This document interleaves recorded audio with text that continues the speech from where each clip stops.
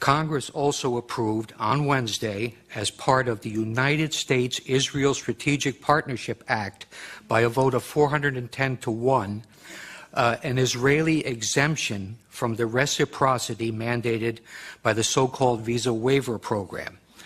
Israelis will be able to travel freely to the United States, while their government will be allowed to refuse entry to American citizens.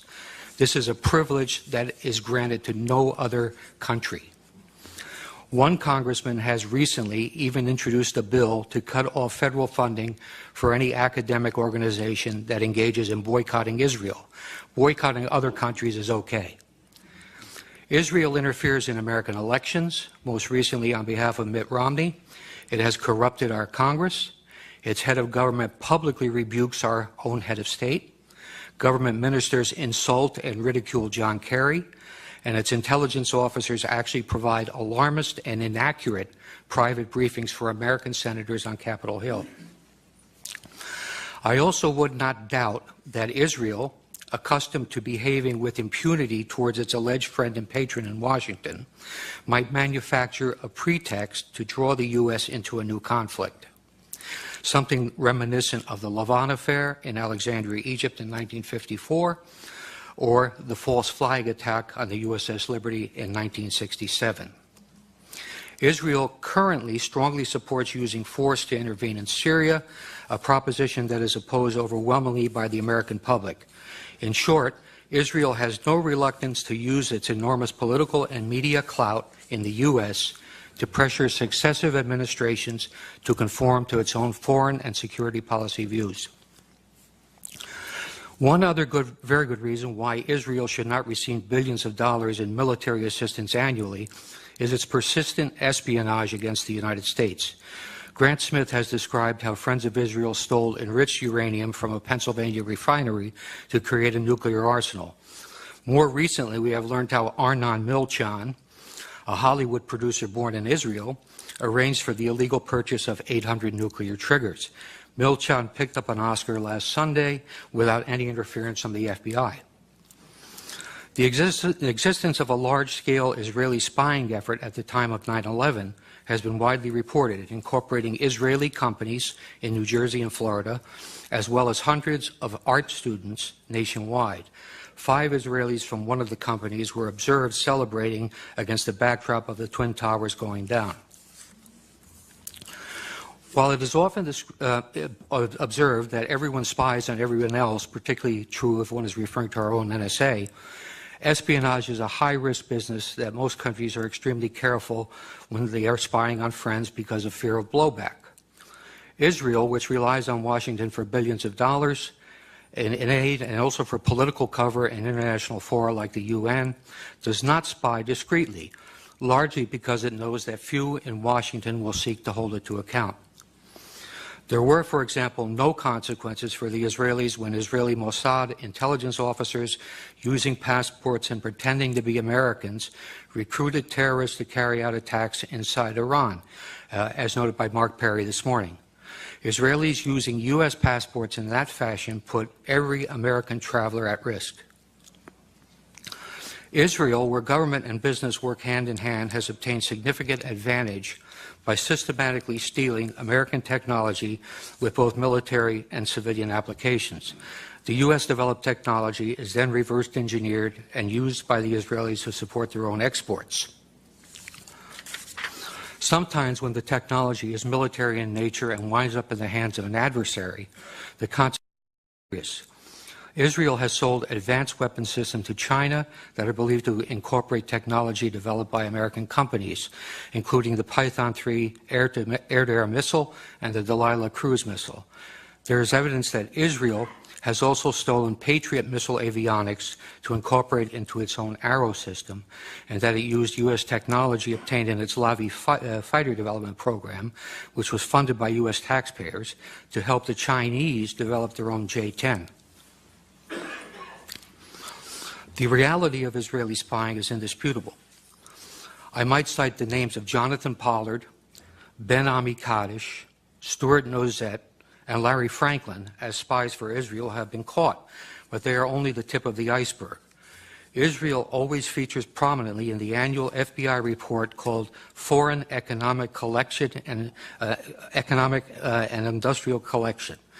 The 2005 report states, Israel has an active program to gather proprietary information within the United States.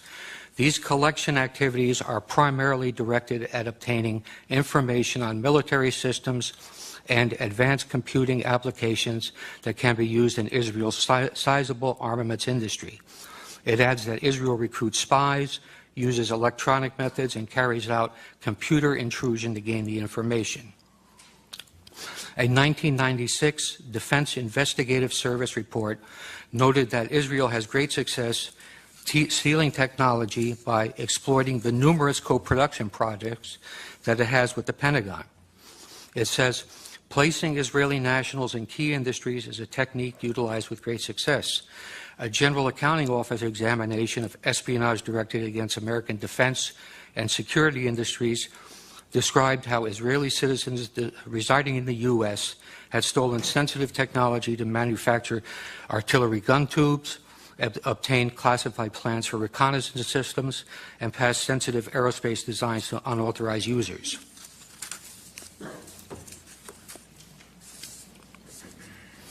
The GAO concluded that Israel conducts, and this is a quote, conducts the most aggressive espionage operation against the United States of any U.S. ally.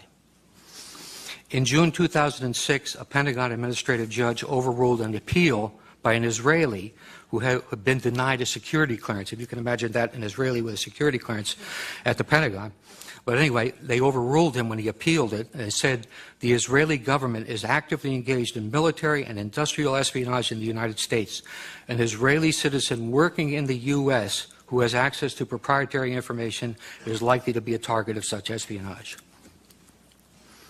More recently, FBI counterintelligence officer John Cole has reported how many cases of Israeli espionage are dropped under orders from the Justice Department.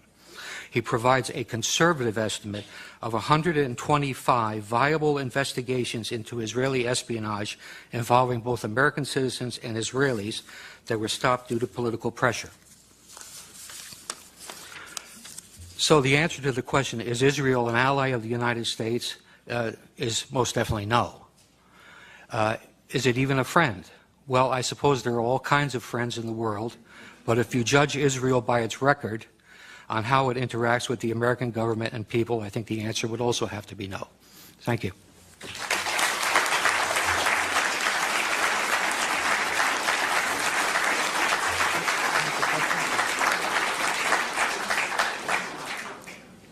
Do we have time for questions, or a few?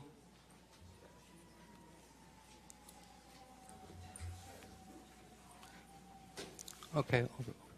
Well, all right, okay. Why is there so little publicity about, excuse me, Israel's proliferation of nuclear weaponization technology for almost 20 years to the South African apartheid regime? There's one book that was written about it, The Unspoken Alliance, by Sasha Suransky-Polakov, but other than that, I never see anything anywhere.